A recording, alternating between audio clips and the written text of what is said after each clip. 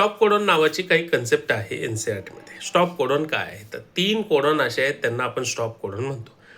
UAA, UAG आणि UGA हे 3 codon जे आहेत ते स्टॉप कोडॉन आहेत. हे कोणत्याही tRNAला कोड करत नाही. टोटल 64 कोडॉन आहेत, त्यापैकी हे 3 स्टॉप कोडॉन आहे. बाकीचे 61 जे आहेत tRNA 61 कोडॉन आहेत, त्यांना tRNA कोड करतात, म्हणजे tRNA असतात त्यांचे. पण या 3 स्टॉप कोडॉनचे tRNA असत नाही. मग हे 3 स्टॉप कोडॉन कोणते हा प्रश्न विचारला जातो.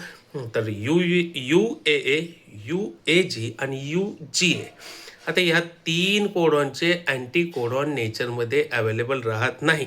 कधी कधी नीटमध्ये क्वेश्चन येतो, कोणत्या कोडॉनचे अँटी कोडॉन नेचरमध्ये नाहीत, तर तुमचा आन्सर आहे स्टॉप कोडॉनचे अँटी कोडॉन नेचरमध्ये नाहीत. स्टॉप कोडॉन कोणते? UAA, UAG आणि UGA. यालाच आपण ओकर, अंबर आणि ओपल अशा नावाने बोलतो. म्हणजे कधीतरी क्वेश्चन, खूप जुना क्वेश्चन विचारला जातो, ओकर, अंबर, ओपल काय? तर 3 स्टॉप कोडॉन यांचेच नाव आहेत ओकर, अंबर आणि ओपल.